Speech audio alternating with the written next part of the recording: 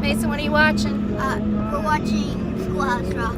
Schoolhouse Rock. Yeah. Hey, monkey. The highest number ever known is Auxilium. No, it's Google Play. Auxilium. No, it's Auxilium. We're not gonna have this stupid argument. Auxilium.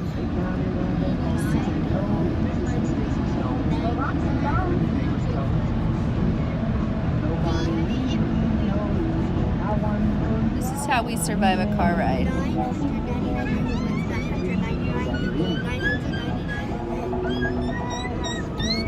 Can you stop? That hurt my chest.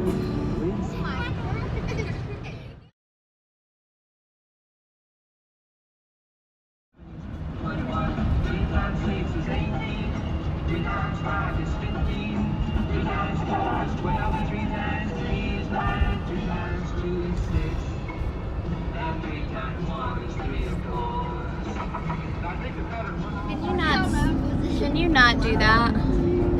Actually, there was only two of every number on Noah's Ark. Yeah, I saw the boat. Is that what you're talking about? Oh, the river's It's a nice boat. Oh, put this on. It's a houseboat. Carter, put this on. Yeah. Wonder who owns it. I don't know. Well, let's put it here. Okay, so, well, it's a brand new building, so it's not going to smell great until we live in it for a while. Ooh, what do you think? This must be the primary room. Yeah, this place is huge. It's not very big. So cool. This is a big room. Someone get this place. But they use existing walls. They did it economically. They did restrictions. So, where's the primary room? Down here? Well, I think the primary Hey, water fountain. The one is the big one? all these are going to be primary. Okay. Which one is the... Tom. Run. No. Bella, get out of his face! Big Lonnie Har. Big baloney bomb. Er. Is big baloney bomber. Yeah. Pretty good. Big Lonnie Har. That is Nothing wrong with this sounds family. nothing like it. Okay, do it. I'm sure you did a good job. Hammond, do it. I thought you were taking the picture. Yeah. No. I'm here, apples and arrows. Find the No, apples it's and my arrows. time. Yes. Blow your I'm nose. here.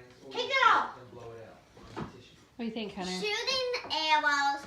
You like Shooting kinetic apples sand? with mouths. So, my boys are in their room listening to John, by the way, so hopefully you can hear me. I just wanted to give you an idea of the medications the amount of medications, and this is just the boys and Arabella.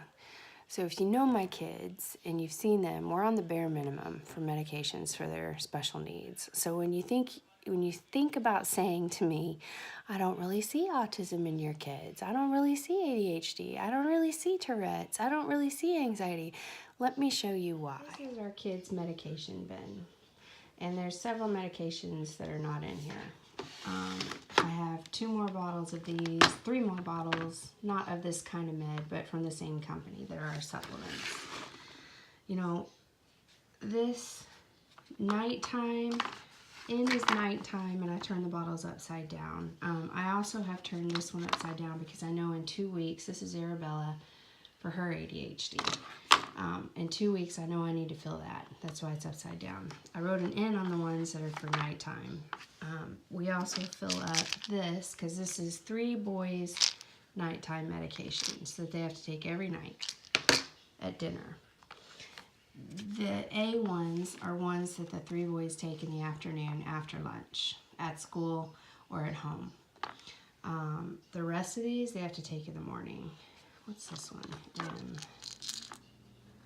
That is Mason.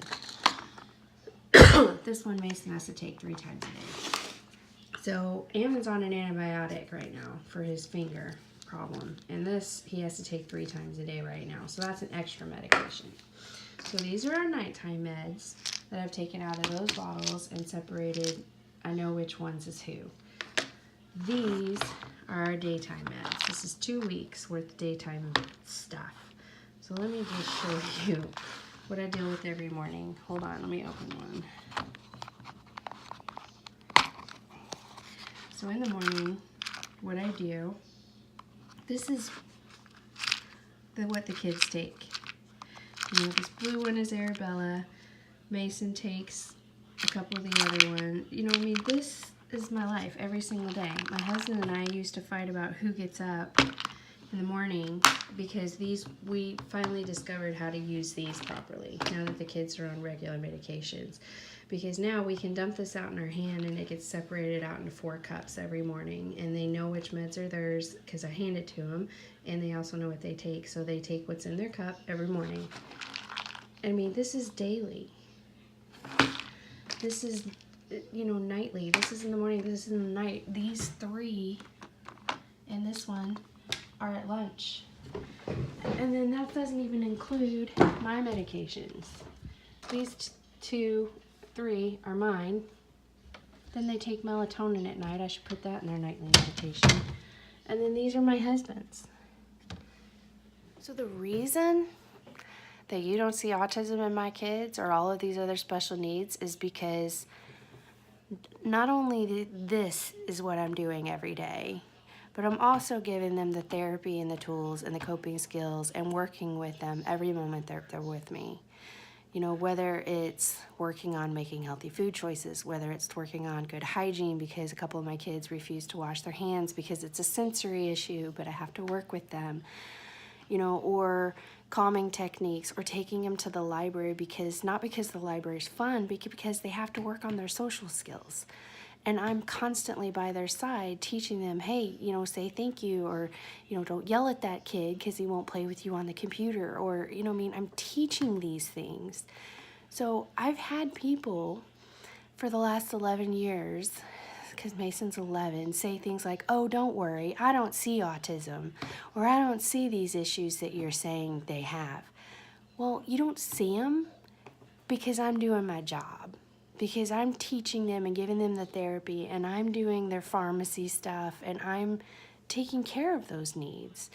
Yes, you see it sometimes, but that's after I've done my job. Some people can be really insensitive. So I guess what I'm trying to say here is that, you know, when people ask me how I'm doing or how things are going, I usually say, they're okay. Or I'll be like, I am tired. Because this life that we live is exhausting. I mean, we work really, really hard to keep this family functioning, and it fails a lot of the time. But you know, we don't have another choice. So this is who we got as our children, and this is what we deal with our family. But we don't give up on them, and we keep trying. And it takes a lot of brain power, and it's created more illness in me, but it's what we have. And if you love someone, you do what it takes for them. But if you have a family where you don't have to deal with all this stuff, just be grateful. You know, I sometimes snicker inside and laugh inside when people talk about, you know, how difficult their kids are or these other things. But it's just, this is our trial, and this is what we deal with. And I try not to judge other people. So I guess what I'm saying is, don't judge others. Don't tell me you don't see special needs in my kids, because I know how hard we're working so that you don't see it. And when you do see it, have a little patience, because they're doing the best they can. And so am we, Mom and Dad.